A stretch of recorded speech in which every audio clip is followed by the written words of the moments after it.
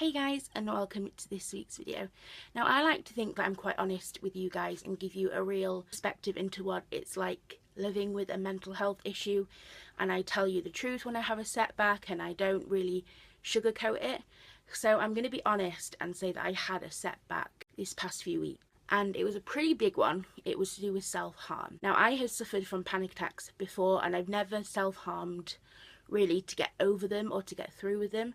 I've always had other people help me or just managed to control them myself. I had a massive, big blown panic attack and I could not calm myself down. I could not get out of the panic attack.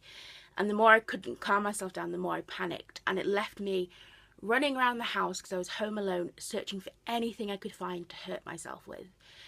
And I hurt myself pretty badly. I self-harmed pretty badly. And as soon as I self-harmed, the panic stopped. I felt like I could breathe. I felt calm. And it's like as soon as your brain makes that connection that it worked, that itch is planted back in your head again. And it's the same with alcohol, gambling, smoking. You have to kick that addiction every single day because you find something that works, that's quite dangerous or, isn't good for you, but it works. I was ashamed that I had gone back to self-harm, but in that moment I didn't care. I calmed myself down. Nothing else mattered. I didn't really care that that was what solved it. And of course I came clean in therapy because that's what therapy is all about. A part of me didn't want to because that itch had been planted back in my head again that self-harm worked and I'd found a solution to all my problems, but I knew that I did not want to go down that road of reaching for something to harm myself with every single time and getting new scars and all that. So I told the truth in therapy, and it was a hard session because I was embarrassed that I had such a setback and I was embarrassed to admit that I sort of liked it and I wanted to keep going at it. But in order to carry on improving in my mental health, you have to be honest and you have to find a less dangerous way of self-harming. So in therapy, we talked a lot about where the panic could have come from, and we came up with these little panic cards. I have now a set of panic cards that I can reach to when I feel a panic attack coming on, and in that little box is ways to calm a panic attack down and then ways to distract myself with immediately so I don't reach for something to harm myself with.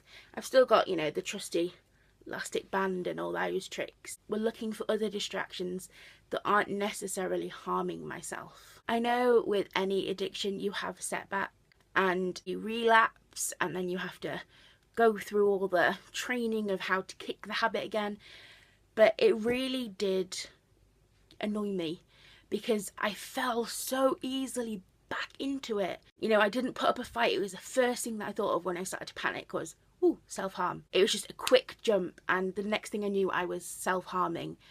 And as soon as I'd done it, my brain had just been like, ooh, you found a way that worked again. Like, you've got that familiar itch of dealing with things and using that. And a part of me didn't want to admit it to my mum and my therapist and all that lot because I'd found a way that I could deal with it. But I knew that if I wanted to improve and if I wanted to find a way to survive my mental health, it wasn't going to be by taking something sharp to my skin and cutting myself. So I told the truth, and as much as I hated telling the truth and I hated admitting that I'd fallen back into old habits, that I was ashamed that I liked it so much, I'm glad that I did, because you're going to have these setbacks, you're going to have these obstacles that you have to re-jump over, and you're going to have to fight these things, and it's a battle every single day, and some days you win and some days you lose. But if you're honest as you can be and you have toolkit to help you make it through the days, the bad days, and you cherish the good days, then you might actually just make it out alive. And I'm slowly coming around to that of, in order to survive this, I have to be honest in my therapy sessions. I have to accept that I'm going to have setbacks that make me feel ashamed, and I have to re-talk over lots of topics. But if I want to survive this illness, then I have to be truthful and I have to be ready for a long battle. So thank you all very much for watching, and I'll see you next week. Bye guys.